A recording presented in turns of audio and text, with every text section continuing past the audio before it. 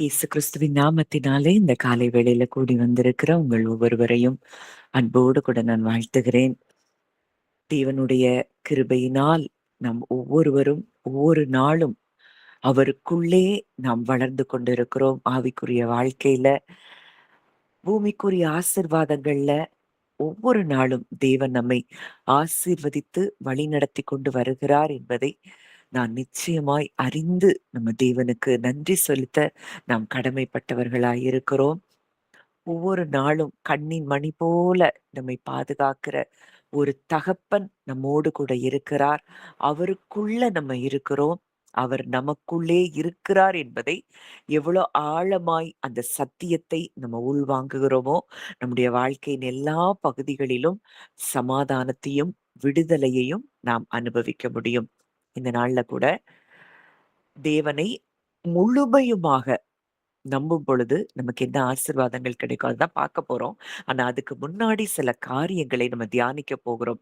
ஒருவேளை அந்த மெசேஜுக்கே போக முடியுதான்னு எனக்கு தெரியல. ஆனா இன்றைக்கு தேவன் நம் ஒவ்வொருவரோடும் கூட சில காரியங்கள் மூலம் நம் இருதயத்தை அவர் நிரப்ப விரும்புகிறார். நம்மை அடுத்த லெவல்க்கு, அடுத்த டைமென்ஷனுக்குள்ள நம்ம ஷிஃப்ட் ஆக வேண்டும் என்பது தேவனுடைய சித்தமாய் இருக்கிறது. இப்போ இந்த உலகத்திலேயே ரொம்ப பவர்ஃபுல்லான வார்த்தை என்ன அப்படின்னா, நான் அப்படிங்கிறது ரொம்ப பவர்ஃபுல்லான வார்த்தையாய் இருக்கிறது. இந்த நான் அப்படிங்கிற இந்த வார்த்தைக்கு பிறகு நம்ம என்ன சொல்றோமோ, அந்த வார்த்தை நம்முடைய சிந்தனையையும் பாதிக்கிறது. நம்ம வாழ்க்கை என்ன டைரக்ஷன்ல போணும்னு தேவன் வைத்திருக்கிறாரோ, அந்த காரியத்தையும் பாதிக்கிறதா இருக்கிறது. இப்போ உதாரணத்துக்கு சொல்லணும்னா, நான் பலவீனமானவன், நான் பயப்படுறவன், நான் தகுதியற்றவன், நான் தகுதியற்றவள், நான் பயப்படுகிறவள், எனக்கு அது இல்ல, இது இல்ல அப்படின்னு சொல்லி, இந்த நான் அப்படிங்கிற அந்த வார்த்தைக்கு பிறகு சொல்லுகிற ஒவ்வொரு வார்த்தையும், அது நம்முடைய மனதுல அது ரூட் ஆகுது. அது நம்முடைய வாழ்க்கையை மாற்ற ஆரம்பிக்கிறது. நம்ம என்ன பேசுறோமோ, இந்த நான் அப்படிங்கிற அந்த வார்த்தைக்கு பிறகு நம்ம என்ன பேசுறோமோ, அது நம்முடைய வாழ்க்கையில நிஜமாய் மாற ஆரம்பிக்கிறது. இப்போ மோசே கிட்ட எரிகிற முட்செடியில இருந்து அவர் பேசுகிறார். தேவன் பேசுறாரு. அப்போ இஸ்ரவேலர்ட்ட என்ன அனுப்பினவர் யார் அப்படின்னு கேட்டா, நான் யார் என்று சொல்லுவேன்னு மோசே கேட்கிறாரு. அதற்கு தேவன் ஒரு வார்த்தை சொல்லுகிறார். வாசிக்கலாம்.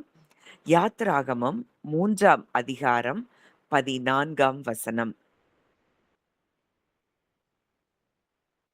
யாத்திராகமம் 3:14.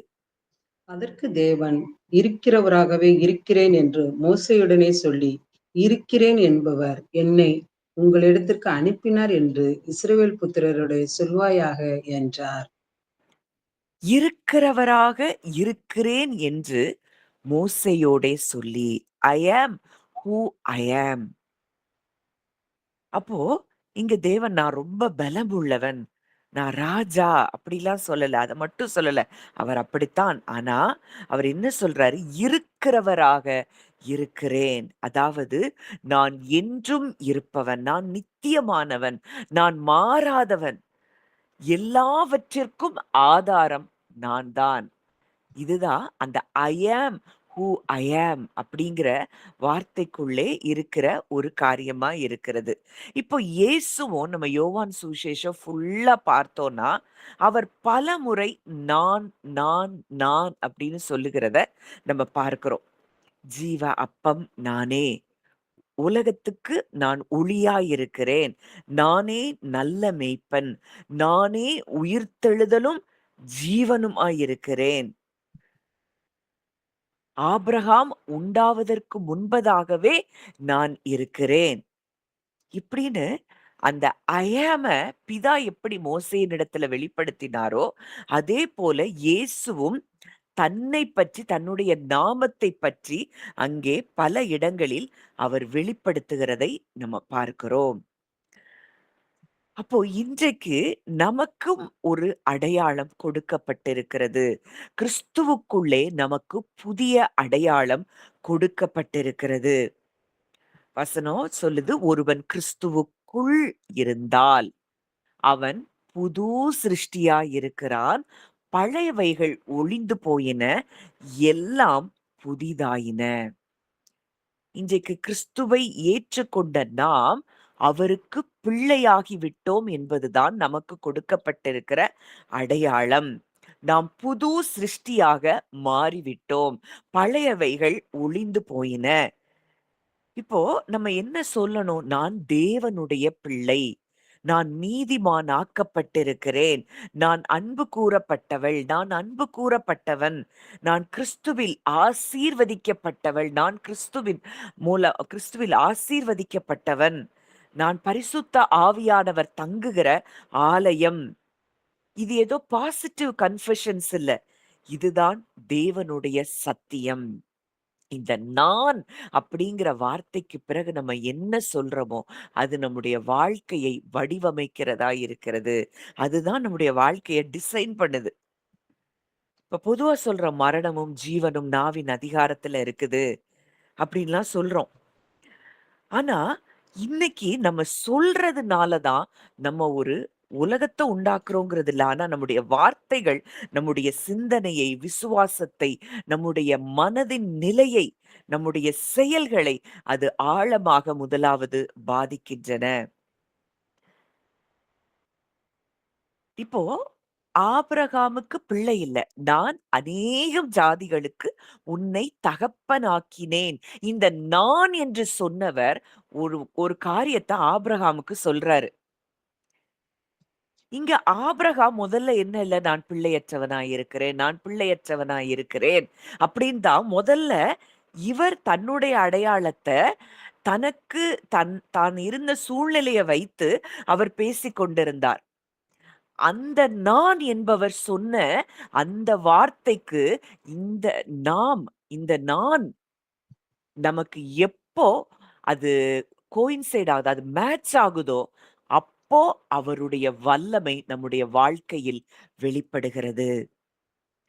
அந்த நான் இருக்கிறவராக இருக்கிறேன் என்று சொன்னவர், நானே உயிர்த்தெழுதலும் ஜீவனுமாய் இருக்கிறேன் என்று சொன்னவர், இவர்கள் வார்த்தைய, இந்த திரித்துவ தேவனுடைய வார்த்தையை, இந்த நான் என்பவர் சொல்லுகிற அந்த வார்த்தையை, நம்மை குறித்து அவர் என்ன நினைத்திருக்கிறார் என்று அந்த எண்ணங்களிலே நாம் நம்முடைய அடையாளத்தை நாம் பார்க்கும் பொழுது, அது நம்முடைய வாழ்க்கையில் அப்படியே நடக்கும். இப்போ அவர் சொல்றாரு, அத்தி மரத்த சபிக்கிறாரு. அத்தி மரம் பட்டு போகுது. காற்றையும் கடலையும் பார்த்து இறையாதே அமைதலாய் இருங்கிறாரு. உடனடியாக அமைதல் உண்டாகுது. ஏன்னா, இந்த ஐ ஆம் அப்படிங்கிறவர இந்த முழு பிரபஞ்சமும் அடையாளம் கண்டு கொள்ளுகிறது. இந்த முதல் ஆதாம் தன்னுடைய ஆளுகையை அவன் இழந்து போனவனாய் இருந்தான்.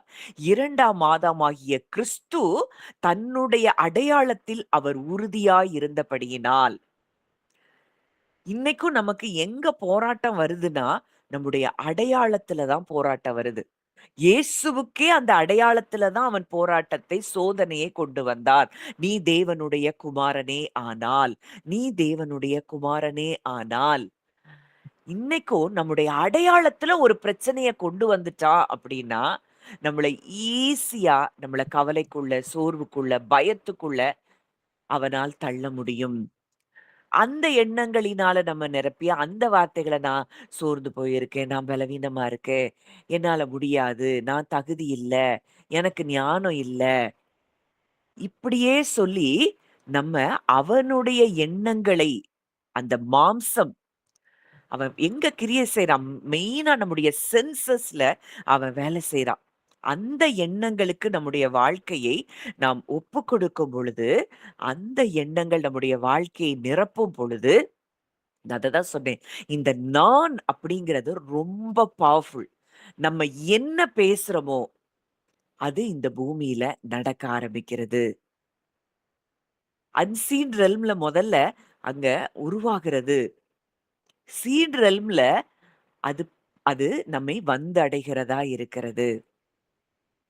இப்ப உதாரணத்துக்கு ஒண்ணு சொல்லணும் அப்படின்னா, இப்ப ஏதோ ஒரு ஃபினான்ஷியல் ஒரு காரியத்துல உங்களுக்கு ஒரு ஆசீர்வாதம் தேவ. நீங்க என்ன சொல்லிட்டு இருக்கிறீங்க? உங்கள்ட்ட இருக்கிறத வச்சு, "ஐயோ! நான் என்ன செய்வேன்? ஐயோ! நான் என்ன செய்வேன்? நான் என்ன செய்வேன்? நான் என்ன செய்வேன்?" இந்த நான் அப்படிங்கிறது இருக்கு. ஆனா, வசனம் சொல்லுது, "என் தேவன் தம்முடைய ஐசுவரியத்தின்படி என் குறைவுகளை எல்லாம் கிறிஸ்து இயேசுவுக்குள் மகிமையிலே நிறைவாக்குவார்." இப்போ அவர் அந்த இருக்கிறவராக இருக்கிறேன். ஐ ஆம் ஹூ ஐ ஆம் ஓடு உங்க அந்த நான் இணையும் பொழுது, அவர் என்னை நிறைவாக்குவார். அப்படின்னு சொல்லி உங்க இருதயம் அவருடைய எண்ணங்களோடு இணையும் பொழுது, உங்களுக்கு இந்த பிரபஞ்சம் எத எப்போ எந்த நேரத்துல கொண்டு வந்து கொடுக்கணுமோ, அதை கொண்டு வந்து கொடுக்கும். ஏன்னா, உங்க இருதயம் அவரோடு இணைந்து விட்டது. நீங்க இந்த பிரபஞ்சத்தை ஆளுகை செய்யத் தொடங்குகிறீர்கள். நீங்க என்ன பேசினாலும், அது இந்த பூமியில நடக்கும். ஆனா, இன்னைக்கு நம்ம என்ன செய்றோம்? யார்ட்ட மாற்றங்கள பார்க்கணும்னாலும், நம்ம அந்த நபர்கள குறித்து நெகட்டிவாவே உட்கார்ந்து பேசிட்டு இருக்கிறோம். வசனம் என்ன சொல்லுது? கர்த்தராகிய இயேசு கிறிஸ்துவை விசுவாசி. அப்பொழுது நீயும் உன் வீட்டாரும் ரட்சிக்கப்படுவீர்கள். அப்போ நீங்க எத பேசணும்? அப்பா, நான் உங்கள விசுவாசிக்கிறேன். நானும் என் குடும்பத்தாரும் ரட்சிக்கப்படுகிறோம், பாதுகாக்கப்படுகிறோம். உமக்குள்ளே நாங்கள் இருக்கிறோம். உம்முடைய வெளிச்சத்துக்குள்ள நாங்க இருக்கிறோம். அப்படிங்கிறத பேசுறோமா? இல்ல இந்த உலகம் கொடுக்கிற செய்திகளை பேசிக் கொண்டிருக்கிறோமா? இந்த ஐ ஆம் ஹூ ஐ ஆம் அப்படிங்கிறவருக்குள்ள தான் நம்ம இருக்கிறோம்னா, அந்த ஐ ஆம் அவர் என்ன திங்க் பண்றாரு? அவர் நம்மை குறித்து என்ன யோசிக்கிறார்? அவர் நம்முடைய அடையாளத்தை எப்படி பார்க்கிறார்? அந்த அடையாளத்த பேசுனோம்னா, இந்த முழு பிரபஞ்சமும் நம்மை பார்த்து, அது நமக்கு கீழ்ப்படிந்து, நாம் அதை ஆளுகை செய்கிறவர்களாய் மாறுகிறோம். எது, எப்போ, எந்த நேரம் நமக்கு எப்படி வரணும்? அது நமக்கு உண்டாகும். அவர் சொல்றாரு, "வெள்ளியும் என்னுடையது, பொன்னும் என்னுடையதுங்கிறாரு." இந்த உலகத்துல இருக்கிற எல்லாம் அவருக்குரியது. நாம் அவருக்குள்ள இருக்கிறோம்னா, இன்றைக்கு நாம் குறைவுகளில் இருக்க வேண்டிய அவசியமில்லை. நம்முடைய மனது அந்த இடத்துக்குள்ள இருக்கு. அதுதான் பிரச்சனை. முழு மனுஷனுடைய முதல் ஆதாமுக்குள் பிறந்த எல்லாருடைய அந்த கான்ஷியஸ்னஸும் அந்த பாதாளத்துக்குள்ள போய் சிக்கிக் கொண்டது. இன்றைக்கு அவருக்குள் நான் யாராக இருக்கிறேன் அப்படிங்கிறத இன்னமும் நாம் உணர முடியாத இடத்தில் இருக்கிறோம். இப்ப ஆபிரகாம பார்த்து சொல்றாரு, "நான் உன்னை அநேகம் ஜாதிகளுக்கு தகப்பனாக்கினேன்." இந்த ஐ ஆம் ஹூ ஐ ஆம் அவர் சொல்லிட்டாரு. இங்க முதல்ல ஆபிரகாமால நம்ப முடியல. ஆனா பின்னாட்களில் ரோமர் 4ல பார்க்கிறோம். அவர் வாக்குத்தத்தம் பண்ணினதை நிறைவேற்ற உண்மையுள்ளவர் என்று எண்ணி தேவனை மகிமைப்படுத்தி விசுவாசத்தில் வல்லவனானான். இப்ப அவன் இருதயமும் தேவனுடைய எண்ணங்களோடு அது இணைய ஆரம்பித்தது. அது சும்மா சாதாரணமா வாயின் அறிக்கை இல்ல. இருதயத்துல இருந்து அந்த பெர்சுவேஷன். அவர் சொல்லியிருக்கிறாரே! அவர் உண்மையுள்ளவராய் இருக்கிறாரே! என் சரீரம் செத்துப்போனா என்ன? சாராளுடைய கர்ப்பம் செத்துப்போனால் என்ன? என் இருதயம் அவருடைய இருதயத்தோடு அது இணைக்கப்பட்டிருக்கிறது. அவரைப் போல நான் என்ன பார்க்கிறேன். அப்படின்னு ஆபிரகாம் அவர மகிமைப்படுத்தி விசுவாசத்துல வல்லவனானான். அதே போல அவர் சொன்னபடியே அநேகம் ஜாதிகளுக்கு அவன் தகப்பனாக மாறினான். அப்போ நம்ம வார்த்தைய நம்ம இன்றைக்கு என்ன செய்யக்கூடாது? இந்த உலகம் நமக்கு கொடுக்கிற காரியங்கள், ஐடென்டிட்டி இத பிடித்துக்கொண்டு உட்கார்ந்திருந்தோம் அப்படின்னா, ஐ ஆம் ஹூ ஐ ஆம் அப்படிங்கிறவர், அவர் நம்மை சூழ்ந்திருக்கிறார். அவருக்குள்ள நம்ம இருக்கிறோம். அந்த வார்த்தையை நாம் பற்றிக் கொள்ளவில்லை என்றால், அங்கதான் பிரச்சனைகள் ஆரம்பமாகின்றன. நம்ம எத பேசினாலும் இந்த உலகம் நம்ம ஆளுகைய நமக்கு கொடுத்திருக்கிற பூமியை கீழ்ப்படுத்தி அதை ஆண்டு கொள் அப்படின்னு ஆதாமுக்கு ஒரு வாக்குத்தத்தத்தை கொடுக்கிறாரு. ஆனா நம்ம இன்னமும் இந்த பூமியில இருக்கிற காரியங்களை பெருசா பார்க்கிறோம். இந்த பூமியில நமக்கு ஏற்படுகிற சூழ்நிலைகளை பெருசா பார்க்கிறோம். நம்மை ஆண்டு கொள்ளும்படி செய்ய சொன்ன தேவன் இன்றைக்கு அவருடைய வார்த்தைகளுக்கு நம்ம செவி கொடுக்க முடியல. அதுக்கு கீழ்ப்படிய முடியல. அவருடைய வார்த்தைகள நம்ம பெருசா பார்க்க முடியல. இன்னைக்கு இந்த உலகம் நம்மை குறித்து என்ன அடையாளம் கொடுக்குது? இந்த உலகம், இந்த சூழ்நிலைகள் நமக்கு எப்படி இருக்குது? இது நமக்கு பெரிதாக தெரிவதினால், நம்ம இன்னும் மனுஷன போல வாழ்ந்து கொண்டிருக்கிறோம். அதனால தான் இயேசு சொல்றார், "மனுஷன போல வாழ்ந்து, லோக பிரபுக்களில் ஒருவன போல செத்துப் போறீங்களே! நீங்கள் தேவர்கள் என்று சொல்லி இருக்க" மனுஷன போல சிந்திச்சு, மனுஷன போல வாழ்கிறோம்னா, இந்த நான் என்பது இன்னமும் அவருக்குள்ள என்ன செய்யல? ஸ்திரப்படவில்லை. இன்னொரு வசனம் வாசிக்கலாம். யோவான் 15ஆம் அதிகாரம் 7ஆம் வசனம். யோவான் 15:7. நீங்கள் என்னிலும் என் வார்த்தைகள் உங்களிலும் நிலைத்திருந்தால் நீங்கள் கேட்டுக்கொள்வது எதுவோ அது உங்களுக்கு செய்யப்படும். நீங்கள் என்னிலும் என் வார்த்தைகள் உங்களிலும் நிலைத்திருந்தால் நீங்கள் கேட்டுக்கொள்வது எதுவோ அது உங்களுக்கு செய்யப்படும். அப்போ நம்முடைய வார்த்தைகள் தேவனுடைய வார்த்தைகளோடு இணைந்திருக்க வேண்டும். அப்ப அதுக்கு என்ன செய்யணும்? நம்ம மனது முழுமையுமாய் அவருடைய வார்த்தையில் ஒன்றாக இருக்க வேண்டும். இப்பவும் உங்க இருதயத்துல நீங்க எப்பவும் சொல்ல வேண்டிய வார்த்தை, நான் தேவனுடைய பிள்ளை. நான் கிறிஸ்துவுக்குள் புது சிருஷ்டி. நான் தேவனால் அன்பு கூறப்படுகிறவள். தேவன் என்னோடு கூட இருக்கிறார். என்னை பலப்படுத்துகிற கிறிஸ்துவினாலே எல்லாவற்றையும் செய்ய பலன் உண்டு. நான் இயேசுவின் தழும்புகளால் சுகமானேன். இத பேசுறோமா? இல்ல வேற எத பேசிக் கொண்டிருக்கிறோம்? நம்முடைய அடையாளத்தையே மாற்றிக் கொண்டிருக்கிறோமா? கிறிஸ்துவுக்குள்ள வந்துட்டோம். பல வருஷம் கிறிஸ்துவ ஏற்றுக்கொண்டு பல வருஷம் ஆச்சு. இல்ல பரம்பரை கிறிஸ்தவங்களா இருக்கிறோம். ஆனா இன்னைக்கும் நம்ம வாழ்க்கை எப்படி இருக்குது? சபைக்கு போறோம். வாரம் வாரம் ஏதோ ஒரு பிரசங்கத்த கேட்கிறோம். என்ன மாற்றம் நமக்குள்ளே ஏற்பட்டது? நமக்குள்ள மாற்றங்கள் ஏற்படலனா, கிறிஸ்தவ வாழ்க்கை வீண். இப்போ நம்ம நம்மள எப்படி பார்க்கிறோமோ, அப்படித்தான் வாழ ஆரம்பிக்கிறோம். நம்முடைய இருதயத்தின் நினைவு எப்படி இருக்குதோ, அப்படித்தான் நம்ம இருக்கிறோம். ஒரு மனுஷனுடைய வாழ்க்கைய அதிகமா மாற்றுறது என்ன அப்படின்னா, அவனுக்கு அவனுக்கு இருக்கக்கூடிய செல்வமோ, அவனுக்கு இருக்கக்கூடிய படிப்போ, அவனுக்கு இருக்கக்கூடிய சூழ்நிலையோ இல்ல. அவன் தன்னை பற்றி என்ன நம்புகிறான்? அதுதான் அவனுடைய வாழ்க்கையை டிசைன் பண்ணுகிறதா இருக்கிறது. அவன் தன்னுடைய வாழ்க்கை. நம்ம நம்முடைய வாழ்க்கைய குறிச்சு, நம்மை குறித்து என்ன நம்புறோம்? நம்ம நம்மள எப்படி நினைக்கிறோமோ அப்படித்தான் நம்ம பேசுவோம். நம்ம பேசுறது போல தான் நம்ம செயல்படுவோம். நம்ம செயல்படுறது போல தான் நம்முடைய வாழ்க்கை உருவாகிறது. அதனால தான் அடையாளம் அப்படிங்கிறது ரொம்ப முக்கியம். நம்ம பிறக்கிறப்போ, இந்த பூமியில வந்து பிறக்கிறப்போ, ஒரு நாள் கூட நான் தோல்வி அடைந்தவன் அப்படியெல்லாம் நம்ம நெனச்சு பிறக்கல.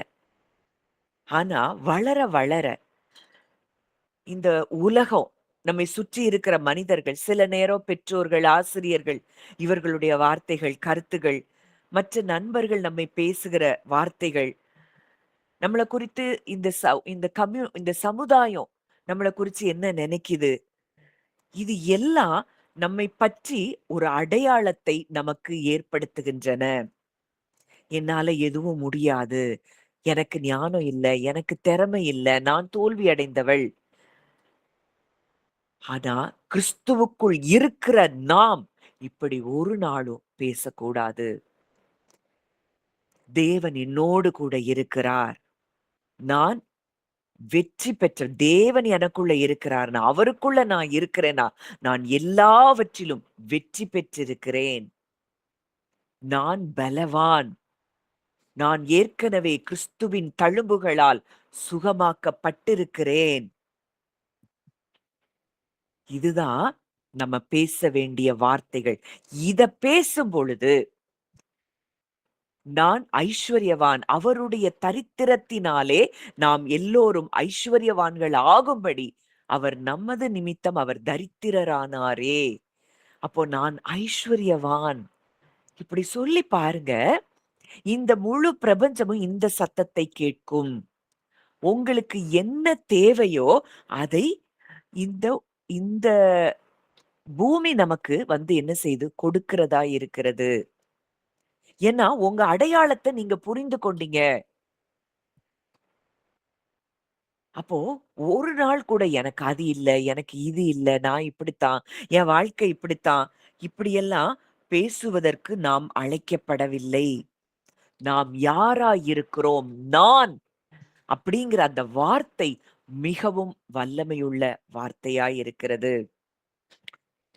இப்ப கிதியோன் சொல்றான், நான் பலவீனமானவன். என் குடும்பத்துல நான் என் குடும்பம் ரொம்ப சிறிய குடும்பம்.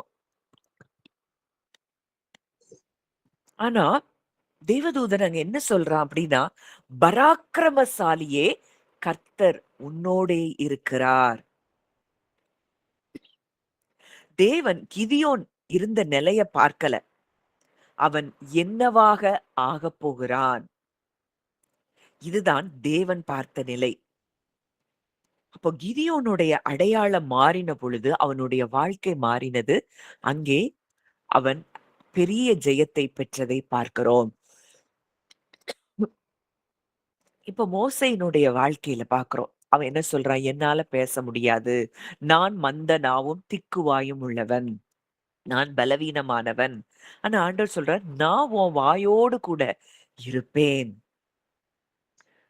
அப்போ நம்ம திறமைய நம்பி எதையும் செய்ய வேண்டிய அவசியம் இல்லை. அவருடைய பிரசன்ஸ மட்டும் நம்ம நம்புனா போதும்.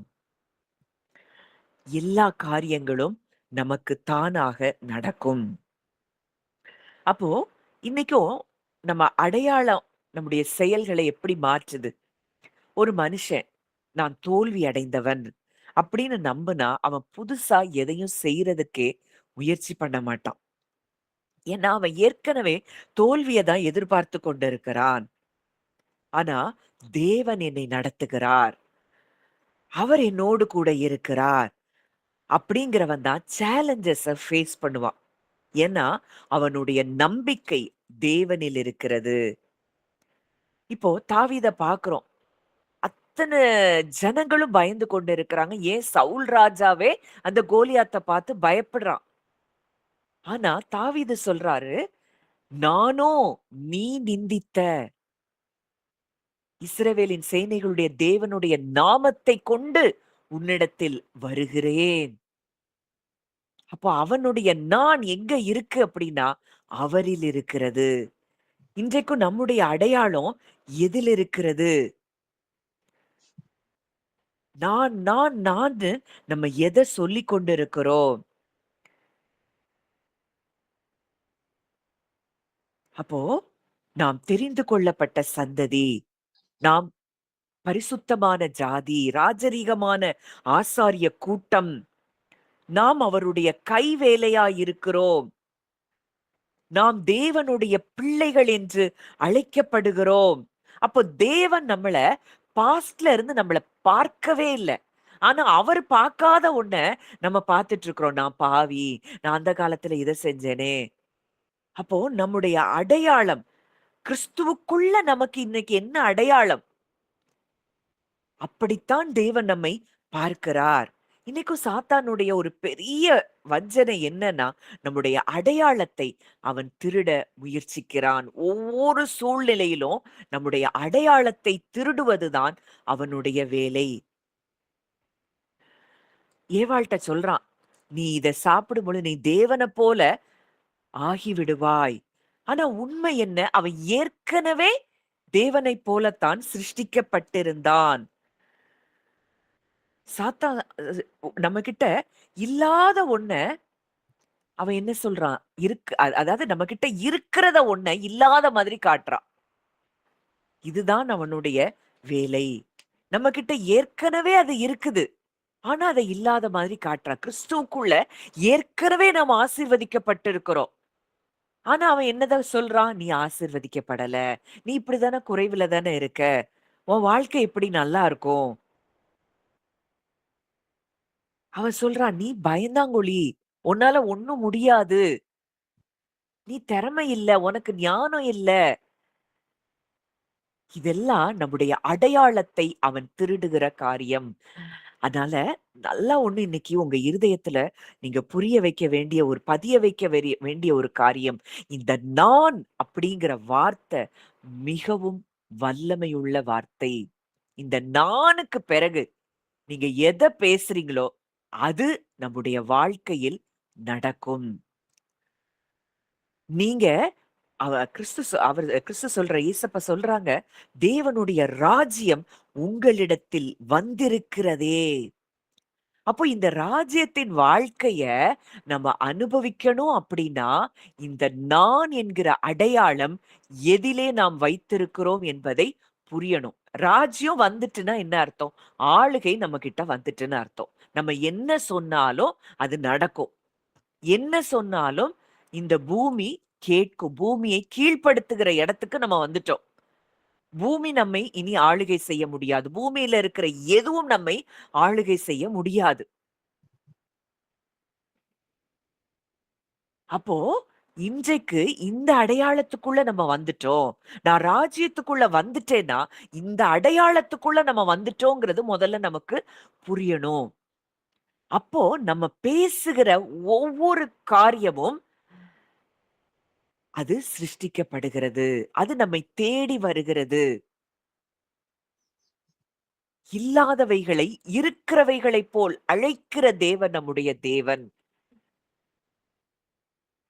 மரித்தவைகளை உயிரோடு எழுப்புகிற வல்லமை நிறைந்த நம்முடைய தேவன். இன்றைக்கு அவருக்குள்ள நம்ம இருக்கிறோம். நம்முடைய அடையாளம் அவருக்குள்ள இருக்குது. கிறிஸ்துவுக்குள்ள இருக்கிற அடையாளம் தான் நமக்கு நிஜமான ஒரு அடையாளமா இருக்குது. இன்னைக்கு நம்ம எத பேசிக் கொண்டிருக்கிறோம்?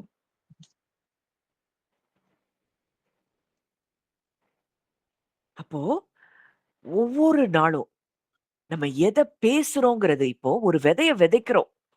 இந்த நான் இது இன்னும் நம்ம டீப்பரா பார்க்கும்போது உங்களுக்கு நல்லா புரியும். நான் நீதிமான். நான் கிறிஸ்துவுக்குள் தேவ நீதி எனக்கு கொடுக்கப்பட்டிருக்கிறது. நான் இயேசுவின் தழும்புகளால் சுகமானேன். இப்படின்னு நம்ம வார்த்தைகள் விதையா இருக்கிறது. இந்த வார்த்தைய விதைச்சுட்டோம். விதைச்சு ஒரு ஒரு 1 வாரத்துக்குள்ள, ஒரு 4 நாளைக்குள்ள எங்கேயோ ஒண்ணு ஏதோ ஒரு நியூஸ கேட்கிறோம். நியூஸ கேட்டுட்டு அந்த வார்த்தைய பேசுறோம். அப்ப அது எதுக்கு சமானம் அப்படின்னா, நாமளே மறுபடியும் அந்த விதை வளர விடாம பாய்சன தெளிக்கிறதற்கு சமானமாய் இருக்கிறது. அப்போ ஒவ்வொரு நாளும் காலையில எழும்புன உடனே, இன்னைக்கு ஒவ்வொரு நாளும் நம்ம இங்க வர்ற எல்லாருக்காகவும் நான் கன்ஃபெஷன சொல்ல ஆரம்பித்திருக்கிறேன். நாங்க வெளிச்சத்துக்குள்ள இருக்கிறோம். என்னோடு கூட இணைக்கப்பட்டிருக்கிற எல்லாரும், அவர்களுடைய குடும்பங்கள் வெளிச்சத்துக்குள்ள இருக்கிறாங்க. ஜீவனுக்குள்ள நாங்க இருக்கிறோம். உயிர்த்தெழுதலுக்குள்ள இருக்கிறோம். இப்படின்னு நான் பேச ஆரம்பித்திருக்கிறேன்.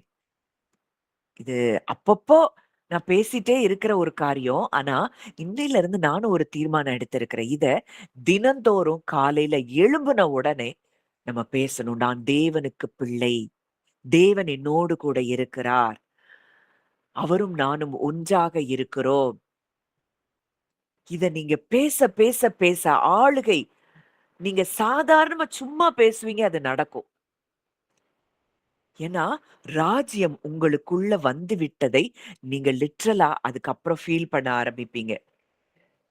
மனதுல நினைப்பீங்க, அது நடக்கும். இதெல்லாம் அந்த நான் என்கிற அடையாளத்துக்குள்ள, கிறிஸ்துவுக்குள்ள நான் யாராக இருக்கிறேன் என்கிற அந்த அடையாளத்துக்குள்ள நம்ம வரும்பொழுது, நமக்கு நடக்கிற காரியங்கள். ஒரு சமீபத்துல ஒரு சாட்சி நான் கேட்க ஆண்டவர் ஒரு கிருபை குடுத்தார். அதுல ஒரு தேவ மனிதர் இப்படியா சொல்றாரு. என்ன சொல்றாருன்னா, ஒரு 30 நாள் அவருடைய வாழ்க்கையில பல தோல்விகள அவர் பார்த்தாராம். ஆனா 30 நாள் இந்த அறிக்கைகள தினந்தோறும் அவர் சொல்ல ஆரம்பித்தாராம். அந்த 30 நாள்லயே அவருடைய வாழ்க்கையில பல மாற்றங்கள அவர் பார்க்க ஆரம்பித்தாராம். இன்னைக்கும் நம்முடைய சபைகள்ல இந்த சத்தியம் இல்ல. திருடப்பட்டது. அதாவது நமக்கு நம்ம யாரா இருக்கிறோம்? கிறிஸ்துவுக்குள்ள யாரா இருக்கிறோம்?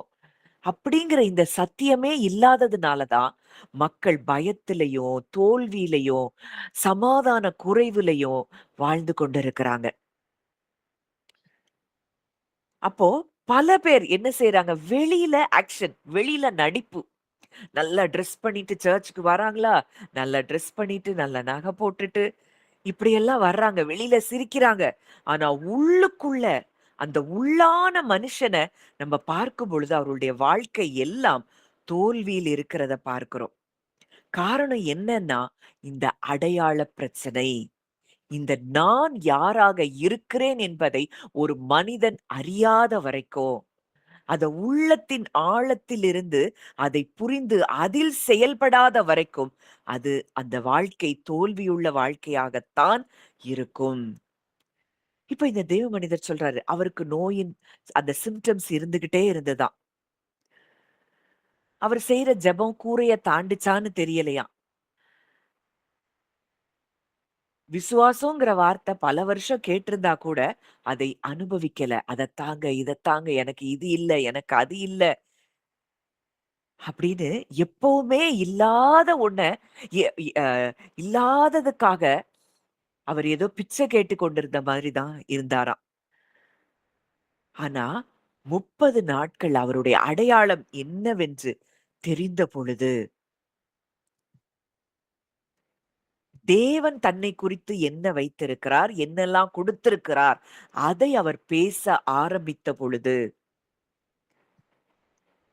அவருடைய வாழ்க்கையில பரிபூரணமான மாற்றங்கள் ஏற்பட்டத அவர் அனுபவித்தாராம்.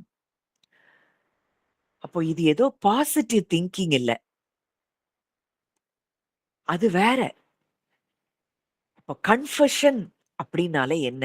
நம்ம இருதயம் இருதயத்திலிருந்து பேசுறது. வாயிலிருந்து பேசுகிறது அல்ல. நம்ம இருதயம். சாத்தானுக்கு நல்லா தெரியும். இப்போ பவுலும் பிசாசுகள தொரத்துறான். அந்த ஸ்கேவாவின் புத்திரர் அவங்களும் பிசாச தொரத்துறாங்க. இவங்க வாயின் அறிக்கைய பார்க்கல. இவங்க உள்ளம் எதுல நிரம்பி இருக்கு?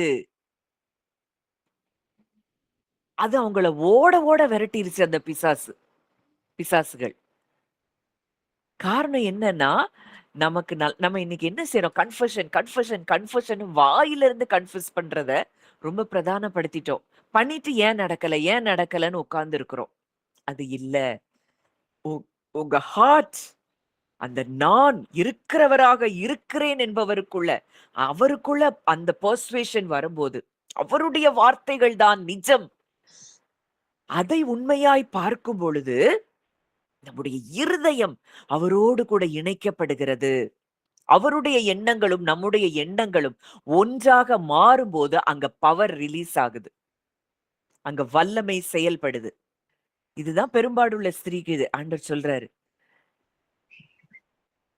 நீ நீ உன் விசுவாசம் உன்னை ரட்சித்தது. அவருடைய வல்லமை அவருடைய சரீரத்தில இருந்து ஏன் புறப்படுதுன்னா, இவளுடைய எண்ணங்களும், தேவனுடைய எண்ணங்களும் ஒன்றாக இருந்தது. அங்க அவளுடைய சரீரத்துல அந்த பவர் ரிலீஸ் ஆகுது. இன்றைக்கும் நம்முடைய எண்ணங்களும் தேவனுடைய எண்ணங்களும் ஒன்றாக இருக்கிறதா? அவர்தான் சக்தி, அவர்தான் ஃபுல் பவர். ஆனா இன்னைக்கு அந்த பவர் நம்முடைய லைஃப்ல ரிலீஸ் ஆகணும்னா இன்றைக்கு நம்முடைய இருதயம், நம்முடைய மைண்ட், வில், எமோஷன்ஸ் எல்லாம் அவருக்குள்ள இணைக்கப்படணும். அந்த அவரை டச் பண்ணணும். அவருடைய இருதயத்தை நம்ம இருதயம் டச் பண்ணும்போது அங்க பவர் ரிலீஸ் ஆகுது. இப்போ பவுலுக்குள்ள அந்த பெர்சுவேஷன் இருந்தது. நான் தேவனுக்குள்ள புது சிருஷ்டியா இருக்கிறேன். கிறிஸ்து எனக்குள்ளே இருக்கிறார். ஆனா இந்த ஸ்கேவாவின் புத்திரருக்கு இயேசுவையும் தெரியாது. அவங்க என்ன சொல்றாங்க? பவுல் பவுல் சொல்ற இயேசுவின் நாமத்தினால. இங்க உள்ளுக்குள்ள இயேசு இல்ல. உள்ளுக்குள்ள அந்த பெர்சுவேஷன் இல்ல. உள்ளுக்குள்ள அவங்களுடைய அடையாளத்துல மாற்றம் ஏற்படல. இந்த உள்ளுக்குள்ள மாற்றம் ஏற்படுவதுதான் மேலான ஒரு காரியம். நம்முடைய அடையாளம் நம்ம இருதயத்துல முதல்ல அது வெளிப்படணும். நான் கிறிஸ்துவுக்குள் புது சிருஷ்டி. நான் கிறிஸ்துவுக்குள் நீதிமான். அப்போ இந்த அறிக்கைய நம்ம என்ன செய்யணுமா? உறுதியா பற்றிக் கொண்டு இருக்கணுமா? வாசிக்கலாம். எபிரெயர் 4ஆம் அதிகாரம் 14ஆம் வசனம். எபிரெயர் 4:14.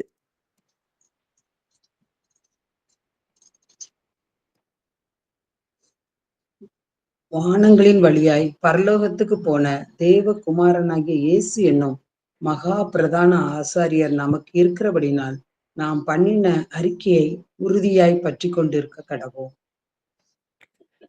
வானங்களின் வழியாய் பரலோகத்திற்கு போன தேவகுமாரனாகிய இயேசு என்னும் மகா பிரதான ஆசாரியர் நமக்கு இருக்கிறபடியினால் அவர் இருக்கிறாரு. அவ்வளவுதான். நாம் பண்ணின அறிக்கையை உறுதியாய் பற்றி கொள்ள கடவோம். இன்னைக்கு என்ன அறிக்கை? அந்த அறிக்கைய நம்ம உறுதியாய் பற்றி பிடித்திருக்கிறோமா? எந்த அறிக்கையை நாம் பேசிக் கொண்டிருக்கிறோம்? எதை பேசிக் கொண்டிருக்கிறோம்? நான் அப்படி, நான் இப்படி, நான் குறைவு, நான் தாழ்வு, என் குடும்பம் இப்படி, எனக்கு ஞானம் இல்ல. இத பேசிக் கொண்டிருக்கிறோமா? இல்ல கிறிஸ்துவுக்குள், அவருக்குள் ஞானம், அறிவு என்பவைகளாகிய பொக்கிஷங்கள் எல்லாம் அடங்கி இருக்கிறது. நான் அவருக்குள்ள இருக்கிறேனா? அவருடைய ஞானம் எனக்குள்ளே செயல்படுகிறது. இத நீங்க சொல்லி பாருங்க. சூப்பர் நேச்சுரலா உங்களுக்கே ஆச்சரியமா இருக்கும் உங்க ஞானத்த பார்த்து. கிறிஸ்துவுக்குள்ள நமக்கு அவ்வளவு ஆசீர்வாதங்களும் கொடுக்கப்பட்டிருக்கிறது. அப்போ அறிக்கை அப்படின்னா தேவன் சொல்லுவதை நாம் சொல்லுவது. நம்ம இருதயத்துல இருந்து. அதனாலதான் நம்ம அதுல ரோமர் 10ல பார்க்கிறோம்.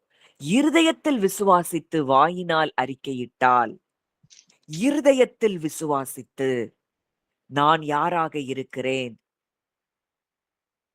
நீங்க ஒவ்வொரு நாளும் காலையில இந்த கன்ஃபெஷன எழும்புன உடனே நீங்க செய்ய ஆரம்பிக்கும் பொழுது உங்க வாழ்க்கையில அற்புதமான மாற்றங்கள் ஏற்படுகிறத நம்ம நிச்சயமா பார்க்க முடியும். அப்போ அறிக்கை அப்படின்னா அவர் சொல்றத நாமும் மறுபடியும் சொல்லுவது. அவருடைய கருத்து, அவருடைய வார்த்தைக்கு நம்ம இசைந்து போவது. இதுதான் அறிக்கை. தேவன் நம்மை பற்றி என்ன சொல்றாரோ அதையே நம்ம வாயால பேசிக்கொண்டே இருக்க வேண்டும். இருதயத்துல அத விசுவாசிச்சு பேசணும். நம்ம நோய பேசக்கூடாது, தோல்விய பேசக்கூடாது, பயத்த பேசக்கூடாது. தேவன் நம்மை குறித்து ஏற்கனவே என்ன பேசியிருக்கிறார்? நீ எனக்கு பிள்ளைன்னு அவர் சொல்றாருன்னா, நீங்க அவருக்கு பிள்ளையா உங்கள லிட்ரலா நீங்க பார்க்க ஆரம்பிக்கணும். நான் தேவனுக்கு பிள்ளை, இருக்கிறவராக இருக்கிறேன் என்று சொன்னவருக்கு நான் பிள்ளையாக இருக்கிறேன். நீங்க இத சொல்லி பாருங்க. உங்களுக்குள்ள அந்த பவர் நீங்க அந்த ஆளுகை உங்களுக்கு சாதாரணமா நடக்கும்.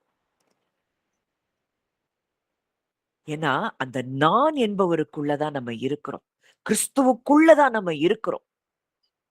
உயிர்த்தெழுதலும் ஜீவனும் உள்ளவருக்குள்ள, வெளிச்சமானவருக்குள்ள, நல்ல மேய்ப்பனுக்குள்ள, நல்ல மேய்ப்பனுக்குள்ள நம்ம இருந்தோம்னா, நமக்கு என்ன குறைவு உண்டு?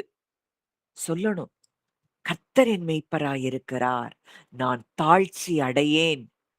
நீங்க சொல்லி பாருங்க, உங்கள தாழ்ச்சி அடைய செய்கிற காரியங்கள் உங்க வாழ்க்கைய விட்டு நீங்கி போகும்.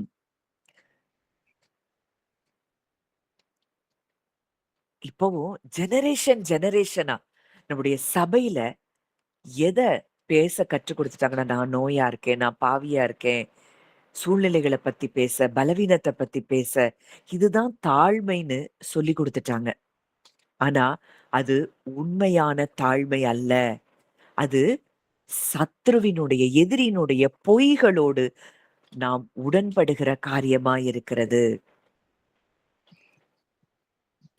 பரிசுத்த ஆவியானவர் இன்னைக்கு நம்மகிட்ட கேட்கிற கேள்வி, நான் ஏற்கனவே உனக்கு கொடுத்தத ஏன் இன்னும் என்கிட்ட கேட்கிற? கிறிஸ்துவில் சிலுவையில் நமக்கு சுகம் கொடுக்கப்பட்டு விட்டது. நாம் நீதிமானாம் ஆக்கப்பட்ட அந்த நிலை ஏற்கனவே நமக்கு கொடுக்கப்பட்டு விட்டது. தேவனுடைய பிள்ளை என்கிற அடையாளம் நமக்கு கொடுக்கப்பட்டு விட்டது. சத்ருவின் மேல் அதிகாரம் நமக்கு கொடுக்கப்பட்டு விட்டது.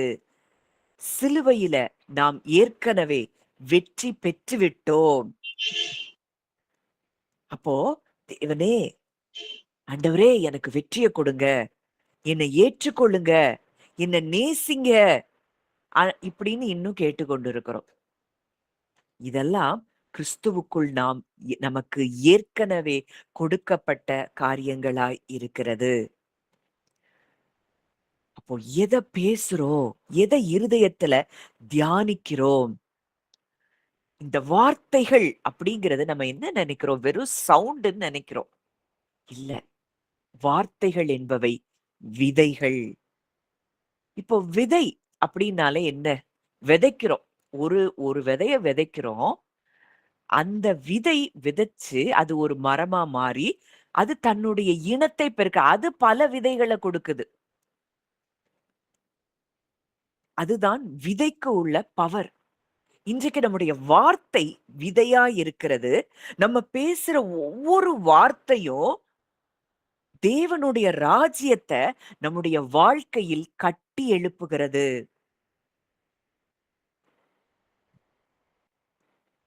ஒண்ணு ராஜ்யத்த கட்டி எழுப்புது. அப்படி இல்ல அப்படின்னா, சாத்தானுடைய செயலுக்கு இடம் கொடுக்கிறது. இதுதான் நம்முடைய வார்த்தை. நம்முடைய வார்த்தை என்பது விதை. எத விதைக்கிறோம்? வசனம் சொல்லுது, மரணமும் ஜீவனும் நாவின் அதிகாரத்தில் இருக்கிறது. நம்ம வார்த்தை ஜீவனையும் உண்டாக்கலாம். நம்ம வார்த்தை மரணத்தையும், அழிவையும் உண்டாக்கலாம். ஒரு நேரம் சொல்றோம், இயேசுவின் தழும்புகளால நான் ஆகிவிட்டேன். அத சொல்றோம். ஆனா சிம்ப்டம்ஸ் ஒரு 2 நாள் இருந்ததுன்னா, இது என்ன? இது உண்மதானா? இது நிஜம்தானா? அடையாள பிரச்சனை வந்து விடுகிறது. அப்போ 2 அறிக்கை, ஒண்ணுக்கொண்ணு எதிரான அறிக்கைகள் நம்முடைய வாயிலிருந்து எழும்புமானால், நம்முடைய மனது தேவனுடைய வார்த்தையை விட சூழ்நிலையை நம்ப ஆரம்பித்து விட்டது. இயேசு சொல்றாரு, நீங்கள் என்னிலும், என் வார்த்தைகள் உங்களிலும் நிலைத்திருந்தால், அது நிலைச்சிருக்கணும். நீங்கள் கேட்டுக்கொள்வது எதுவோ, அது உங்களுக்கு செய்யப்படும். அவ்வளவுதான். அது செய்யப்பட்டாச்சு. அவர் வார்த்தை நம்மில் நிலைத்திருக்கிறதற்கு தான் நம்ம அதற்காக என்ன செய்யணும்? முயற்சி பண்ணணும். நம்ம பண்ணின அறிக்கையை அசைவில்லாமல் நம்ம என்ன செய்யணும்? உறுதியா அந்த அறிக்கையை தொடர்ந்து செய்து கொண்டிருக்க வேண்டும். பல நேரங்கள்ல ஜெபத்துல ரொம்ப ஃபெய்த்ல பேசுறோம். நம்ம ஆண்டவரே நாங்க உங்கள நம்புறோம். ஆராதனையில அப்படிலாம் சொல்றோம். ஆனா வெளியில வந்த உடனே என்னால முடியாது. என் வாழ்க்கை மாறாது. நான் எப்பவும் இப்படித்தான். இந்த 2 அறிக்கைகள். ஒரு விதைய விதைக்கிறோம். விதைச்ச விதைய வளர விடாம நாமளே விஷத்தை தெளித்து விடுகிறோம். இததான் நம்ம இன்றைக்கு ரொம்ப இருதயத்துக்குள்ள நம்ம அ அவர் சொல்லிட்டாரு. அவர் நமக்கு எல்லாத்தையும் குடுத்துட்டாரு.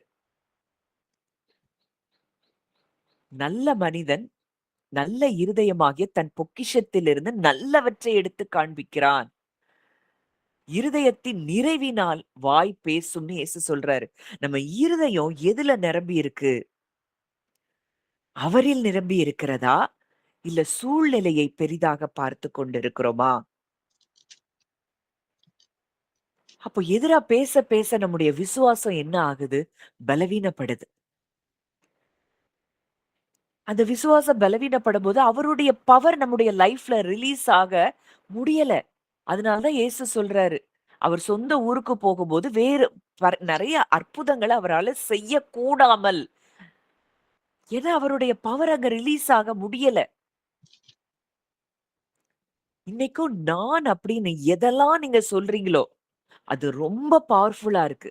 அதனால நம்முடைய வார்த்தையை ரொம்ப கேர்ஃபுல்லா பயன்படுத்த வேண்டியது அவசியமா இருக்கிறது. ஒவ்வொரு நாளும் காலையில எழும்புன உடனே, நான் கிறிஸ்துவுக்குள் புது சிருஷ்டி. கிறிஸ்துவை உயிரோடு எழுப்பின அதே பரிசுத்த ஆவியானவர் எனக்குள் இருக்கிறார். அவர் இந்த மரணத்துக்குட்பட்ட இந்த சரீரத்துல அவர் ஜீவனை அளிக்கிறார். நான் கர்த்தரால் சுகமாக்கப்பட்டவன். நான் எல்லாவற்றிலும் வெற்றியாளனாய் இருக்கிறேன். இதெல்லாம் உங்க கன்ஃபெஷனா காலையில எழும்புன உடனே இருதயத்துல இருந்து இத பேசுங்க. அவருக்கு பிள்ளையா இருக்கிறேன். இந்த இருக்கிறவராக இருக்கிறேன் என்பவருக்கு பிள்ளையாக இருக்கிறேன். நான் சர்வ வல்லமையுள்ள தேவனுக்கு பிள்ளையாக இருக்கிறேன். இப்படின்னு நீங்க பேச, பேச, பேச, பேச தேவனுடைய ராஜ்யம் உங்களுக்குள்ள பலமாய் செயல்படுகிறத நீங்க பார்க்க ஆரம்பிப்பீங்க. எல்லாம் உங்களுக்கு கீழ்ப்படுகிறத நீங்க பார்க்க ஆரம்பிப்பீங்க. இன்னைக்கு காலையில எழும்புன உடனே இத ஒரு பிராக்டிஸா நம்ம எல்லாரும் செய்வோம். இத நம்ம எல்லாருக்காகவும் நான் பேச ஆரம்பித்திருக்கிறேன். அத அடிக்கடி நான் பேசுவேன். ஆனா கன்சிஸ்டன்ட்டா செய்யல. ஆனா இன்னைக்கு ஒரு தீர்மானம் நான் எடுத்திருக்கிறேன். காலையில எழும்புன உடனே இத பேசுவோம். மற்ற மனிதர்கள்ட்ட பேசுறதுக்கு முன்பதாக, நம்ம ஃபோன கையில எடுக்கிறதுக்கு முன்பதாக, இந்த உலகம் நம்மள டிஸ்டர்ப் பண்றதுக்கு முன்பதாக, இந்த வார்த்தைகள நம்ம பேச ஆரம்பிப்போம். நான் நீதிமான், நான் ஞானவான். ஏன்னா அவருக்குள்ள ஞானம் இருக்குன்னா, அவருக்குள்ள தான் நம்ம இருக்கிறோம்னா, அந்த ஞானம். நான் செய்கிற செயல்கள் எல்லாம் அது ஆசீர்வாதமாகத்தான் இருக்கும். ஏன்னா அவர் சொல்லிட்டாரு, "நீ கையிட்டு செய்கிற எல்லா வேலைகளிலும் உன் தேவனாகிய கர்த்தர் உன்னை ஆசீர்வதிப்பார்." அவர் சொல்றாரு, "உதிக்கிற உன் ஒளியினிடத்துக்கு ராஜாக்கள் வருவாங்க." சொல்லுங்க. "உதிக்கிற என் ஒளியினிடத்திற்கு ராஜாக்கள் கடந்து வருகிறார்கள்." இப்படி ஒவ்வொரு நாளும் நீங்க இந்த நம்ம பண்ணின அறிக்கையை உறுதியாய் பற்றிக்கொண்டு நம்ம கன்ஃபஸ் பண்ண ஆரம்பிக்கும்போது, நீங்க சொல்லுங்க, "பூரண ரட்சிப்பும், ஞானமும், அறிவும் என் காலத்தின் உறுதியாய் இருக்கும். நான் தேவனை விசுவாசிக்கிறேன் என்றால், நானும் என் வீட்டாரும் ரட்சிக்கப்பட்டிருக்கிறோம்." அவர் வார்த்தைகள் நம்மில் நிலைத்திருக்கும்போது, நம்ம கேட்டுக்கொள்ளுகிற எல்லா காரியங்களும் அது செய்யப்படுகிறது. இத செய்ய, செய்ய, செய்ய இத நீங்க இன்னையிலிருந்து நீங்க பிராக்டிஸ் பண்ணி பாருங்க. உங்க வாழ்க்கையில ஏற்பட்ட மாற்றங்கள நீங்க கண்டிப்பா நீங்க சொல்ல முடியும். முதல்ல தேவன் நம்முடைய வெளிப்புற சூழ்நிலைகளை மாற்றுவதில்ல. நம்முடைய உள்ளான சூழ்நிலையை மாற்றுகிறார். இருதயத்தின் சூழ்நிலையை அவர் மாற்றுகிறார். நம்முடைய எண்ணங்களை அவர் புதுப்பிக்கிறார். அதற்கு பிறகு நம்முடைய வாழ்க்கை மாறத் தொடங்குகிறது. நம்ம பழைய வாழ்க்கையெல்லாம் அவர் திருத்துறதுக்கு வரல. டோட்டலா புதுசா மாத்திட்டார். அதுதான் நிஜம். இந்த இடத்துக்கு நம்ம ஹார்ட் வரணும். இந்த நான் அப்படிங்கிற வார்த்தை எவ்வளோ பவர்ஃபுல்ங்கிறத நீங்க இன்னும் இத அறிக்கையிட்டு, உண்மையாய் கிறிஸ்துவுக்குள் யாராக இருக்கிறேன் உங்க ஹார்ட் அத பெர்சுவேட் பண்ண பண்ண பண்ண பண்ண பண்ண சர்வமும் உங்களுக்கு கீழ்ப்படுகிறதை நீங்கள் பார்ப்பீர்கள். அவருக்குள்ள நம்ம இருக்கிறோம்னா, நமக்குள்ள அவர் இருக்கிறார்னா, நமக்கு எல்லாம் அது இந்த பிரபஞ்சம் நமக்கு கொடுக்கும்படியாக, பூமி நமக்கு கொடுக்கும்படியாக, பூமி தன் பலனை கொடுக்கும்படியாக தேவன் ஏற்கனவே கட்டளையிட்டு இருக்கிறார். கிறிஸ்துவுக்குள்ள இந்த சாபங்கள் எல்லாம் நமக்கு நீக்கப்பட்டு விட்டது. பூமி நிச்சயமாக நமக்கு பலனை கொடுத்தே தீர வேண்டும். நம்ம என்ன ஆசைப்படுறோம், என்ன விரும்புறோம்? அதுக்காக அந்த ஆசீர்வாதத்தை தேடி ஓடுறது இல்ல. இதெல்லாம் நமக்கு இருக்கு. இத பேசுனா நமக்கு கிடைக்கும் அவ்வளவுதான். ஆனா, நம்முடைய மனது அவருக்குள்ள நிலைச்சிருக்கணும். அதுதான் முக்கியம். மாம்சத்திற்கு நம்ம என்ன செய்யக்கூடாது? ஒரு நாளும் இடம் கொடுக்க கூடாது. எதை செய்தாலும் அதை மனுஷருக்கென்று செய்யாமல் கர்த்தருக்கென்றே மனப்பூர்வமாய் செய்யத் தொடங்கும் பொழுது நாம் கர்த்தரிடத்திலிருந்து நிச்சயமாய் நன்மைகளை பெற்றுக் கொள்ளுகிறோம். ஜெபிக்கலாம். நல்ல தகப்பனே, நன்றியோடு உம்மை துதிக்கிறோம், ஸ்தோத்தரிக்கிறோம் அப்பா. இந்த வேளையில கூட கர்த்தாவே, நாங்கள் யாராக இருக்கிறோம் என்பதை குறித்து இந்த காலை வேளையில நாங்கள் ஒவ்வொருவரும் தியானிக்க எங்களுக்கு நீர் உதவி செய்தீர். இந்த நான் அப்படிங்கிற வார்த்தை எவ்வளவு பவர்ஃபுல்லான வார்த்தைங்கிறத நாங்க இன்றைக்கு கற்றுக்கொண்டோம். ரீபால ஹாஷல பிரஹீதலு ஷரபா ரீகல் மோஷ்ல பிரெக்லே ப்ரீ ஹல்ப்ரா லேபல் ஹெஷ்லெக்ரே தி ஹாலு ஷருக்கதவா. உமக்குள் நாங்கள் இருக்கிறோம், பிழைக்கிறோம், அசைகிறோம் அப்பா. எல்லாவற்றையும் நீர் தாங்கி பிடித்திருக்கிறீரப்பா. கிறிஸ்துவுக்குள்ளே நாங்கள் புது சிருஷ்டியாய் இருக்கிறோம். நாங்கள் நீதிமான்கள் ஆக்கப்பட்டு விட்டோம். ரட்சிப்பின் வஸ்திரத்தை எங்களுக்கு நீர் உடுத்தி இருக்கிறீரப்பா. நாங்கள் ஜெயம் கொள்ளுகிறவர்கள், நாங்கள் வெற்றியாளர்கள்.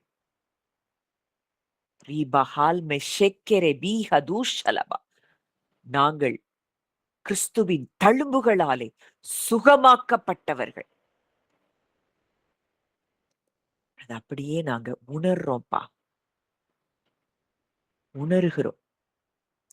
ரீமஹால் மேஷெல் மெல்ஹதே கெஷிகபா ஆல்ப்ரே ரீபலீஷோலு ஹதுக்கரபா. கர்த்தருடைய நாமம் எங்களுக்கு தரிப்பிக்கப்பட்டிருக்கிறது. கர்த்தருடைய நாமம் எங்களுக்கு தரிப்பிக்கப்பட்டிருக்கிறது. சர்வமும் எங்களுக்கு கீழ்ப்பட்டிருக்கிறதை நாங்கள் பார்க்கிறோம் அப்பா. நாங்க என்ன பேசுறோமோ அது நடக்கும். மலைய பார்த்து பேர்ந்து போன்னு சொன்னா, தன் இருதயத்துல சந்தேகப்படாம விசுவாசிச்சா அது நடக்கும்னு நீங்க சொல்லி இருக்கிறீங்க. அது நடக்கும். அந்த இடத்தை தான் நீங்க எங்களுக்கு கொடுத்திருக்கிறீங்கப்பா. அந்த பவர் எங்களுக்கு கொடுத்திருக்கிறீங்க. அந்த அத்தாரிட்டிய நீங்க எங்களுக்கு கொடுத்திருக்கிறீங்க. இன்றைக்கும் எங்க வாழ்க்கையில அசைக்க முடியாத மலை போல இருக்கிற அந்த சூழ்நிலைகளை இயேசுவின் நாமத்தினாலே நாங்கள் அதை புரட்டி தள்ளி பாதாளத்துக்குள்ள போடுறோம்ப்பா. ஒரு பெரிய விடுதலை தகப்பன் இன்றைக்கு எங்களுக்கு தந்து விட்டபடியினால் நன்றி செலுத்துகிறோம். நாங்களும் எங்கள் குடும்பமும் ரட்சிக்கப்பட்டு விட்டோம். ஏன்னா நாங்க விசுவாசிக்கிறோம். உங்களை விசுவாசிக்கிறோம்னா நாங்களும் எங்கள் குடும்பமும் ரட்சிக்கப்பட்டு விட்டோம். நானும் என் வீட்டாருமோ வென்றால் கர்த்தரையே சேவிப்போம். இததான் நாங்க பேசுறோம்ப்பா. எங்க குடும்பங்கள்ல எல்லாரும் வெளிச்சத்துக்குள்ள வந்துட்டாங்க, ஜீவனுக்குள்ள வந்துட்டாங்க. அத பேசுறோம். எங்க வீடு உங்க பிரசன்னத்தினால நிறைந்திருக்கிறத நாங்க பேசுறோம்.